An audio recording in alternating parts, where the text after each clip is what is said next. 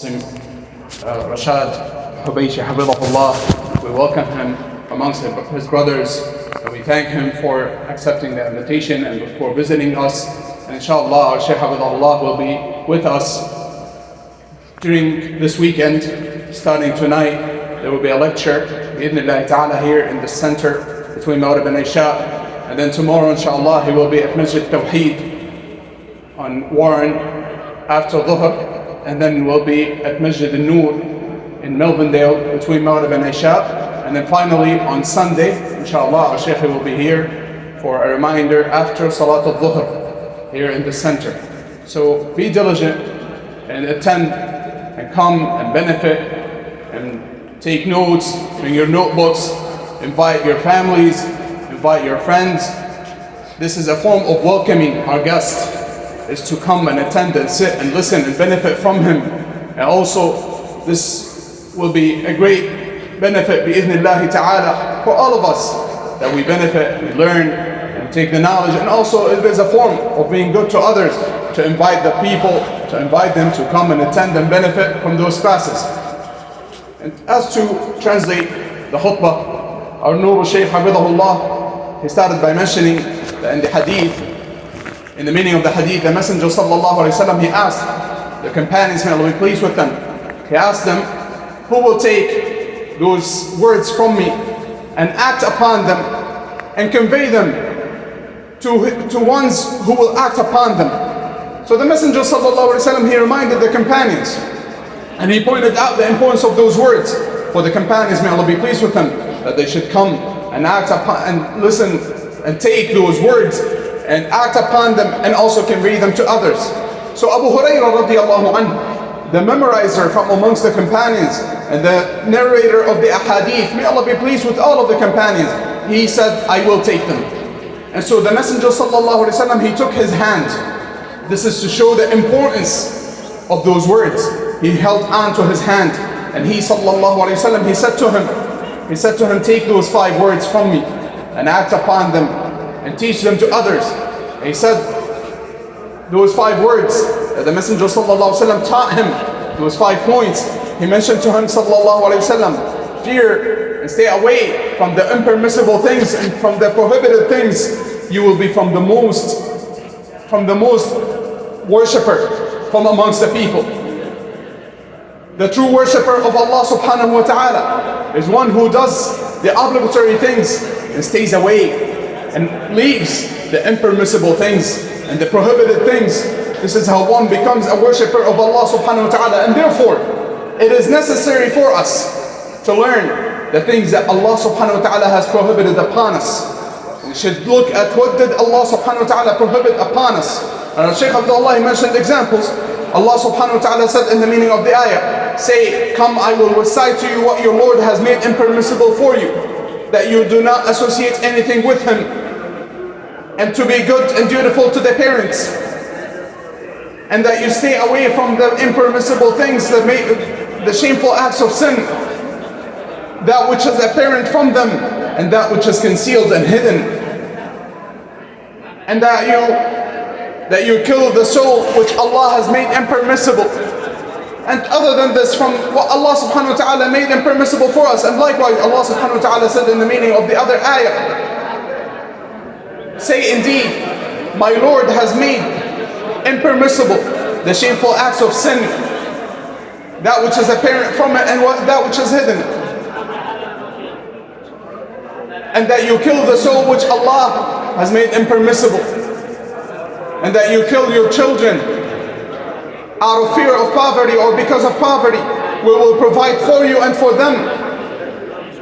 The end of the meanings of the ayat regarding the impermissible things. So they include everything that Allah subhanahu wa ta'ala, or staying away from everything that Allah subhanahu wa ta'ala has made impermissible, starting with disbelief and polytheism and all of major sins, and this is in general. Likewise, Allah subhanahu wa ta'ala mentioned in the verses in the Quran regarding the things that people are to stay away from, the impermissible things in regards to edible and things that the people eat from the different types of food and drink, such as the impermissibility, the ayat which point out the impermissibility of animals that have died and have not been slaughtered. And likewise, the blood of the animals and the likes, and the things that are slaughtered for other than Allah subhanahu wa ta'ala. Similarly, Allah subhanahu wa ta'ala mentioned in regards to impermissible things and prohibited things, the marriage, the women who are impermissible for one to get married to from his relatives and from his kins. And so Allah subhanahu wa ta'ala pointed us and pointed for us and told us and informed us of the things that are impermissible. So for one to be a worshipper, a true worshipper of Allah subhanahu wa ta'ala, one must stay away from those impermissible things. So being a worshipper and one who worships Allah subhanahu wa ta'ala continuously and regularly is not merely about doing voluntary acts of worship and increasing in voluntary acts of worship while the person is committing sins, perhaps major sins, and other than that, and worst of them is associating partners with Allah subhanahu wa ta'ala and disbelief. This is not what being a worshipper means, but rather it is to fear Allah subhanahu wa ta'ala, stay away from the impermissible things. And then the Messenger sallallahu alayhi wa sallam, the second reminder that he commanded him with is to be satisfied and to be content with that which Allah subhanahu wa ta'ala has given him. That one should be satisfied and content with that which Allah subhanahu wa ta'ala has given. This is, and that if one does so, the Messenger sallallahu alayhi wa sallam, he said in the meaning of this part of the hadith, that be satisfied and content with that which Allah subhanahu wa ta'ala has given you, and you will be the wealthiest of the people. Wealth and being wealthy and being rich is not about having money and having mansions and the likes. This is not what being wealthy is, but rather it is to be content with a decree of Allah subhanahu wa ta'ala and that which Allah subhanahu wa ta'ala has given you. Because one could be very wealthy in regards to what the people see, meaning that he owns things and he owns and lives in a mansion and the likes, but then he is not content with the decree of Allah subhanahu wa ta'ala and that which Allah subhanahu wa ta'ala has given him. And this person will never feel that he is satisfied, will never find that satisfaction. Whereas one who is satisfied with what Allah subhanahu wa ta'ala has given him, he will find happiness and he will be satisfied, although he might not be very wealthy in the eyes of the people. This is what the true meaning of wealth is. And this is when the Messenger sallallahu alayhi wa sallam, he supplicates and asks Allah subhanahu wa ta'ala to give him wealth. This is the meaning of wealth. First and foremost, that one is satisfied and content with that which Allah subhanahu wa ta'ala has given him. Likewise, the third reminder, the Messenger sallallahu alayhi wa sallam, he said to him what means, be good to your neighbor, you will be a believer. Be good to your neighbor, you will be a believer. Allah subhanahu wa ta'ala commanded us to be good to our neighbors. The Messenger sallallahu alayhi wa sallam commanded us to be good to our neighbors. And this is from the signs of Iman, regardless who the neighbor is, what he is upon. Even if there's enmity between you and him, that you are good to him. That you continue to be good to him. That you do not harm him. The Messenger sallallahu alayhi wa sallam, he mentioned the meaning of the other hadith, that whomsoever believes in Allah on the last day, then let him be good to his neighbor, or let him not harm his neighbor. This is the command of the Messenger sallallahu alayhi wa sallam. And the fourth thing that the Messenger sallallahu alayhi wa sallam mentioned to Abu Hurairah, may Allah be pleased with him, he said to him what means, and be good or want good for the people, you will be a Muslim. Allah subhanahu wa ta'ala commanded us to love good for our brothers, to love for our brothers that which we love for ourselves, either from the worldly affairs and more so from the religious affairs and steadfastness upon the religion of Allah subhanahu wa ta'ala. And this is not to be understood that one would want, if one was upon sin and disobedience to Allah subhanahu wa ta'ala, that one would want for others to become disobedient to Allah subhanahu wa ta'ala, but rather to want good for them.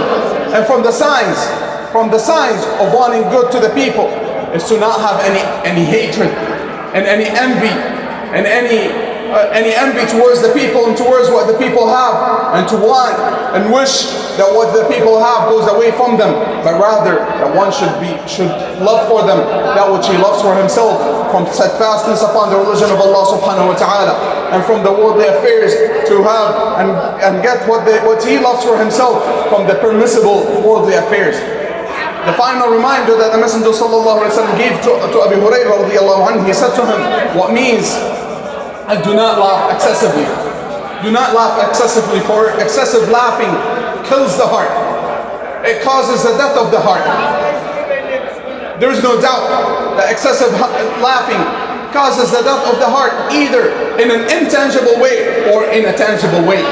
Either in a physical way or in a non-tangible, not physical way. Meaning that the person, when he excessively laughs, it causes his heart to become hard, to not accept the truth, to not be affected with the truth, to not be affected with the words of Allah subhanahu wa ta'ala and the sunnah of the Messenger sallallahu alayhi wa sallam. You find that the person who continuously and regularly, and he continues to be upon laughing and excessively laughs, that he will not accept the truth, because his heart becomes hard, and it becomes dead.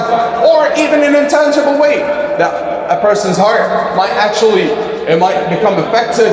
His heart might die because of excessive laughing, just like excessive and continuous crying might actually harm a person's liver. As Aisha radiallahu anha mentioned, when she was crying and she was sad during the time when false accusations were made against her, may Allah be pleased with her, she mentioned that her parents became worried that her liver would become damaged because of that excessive crying.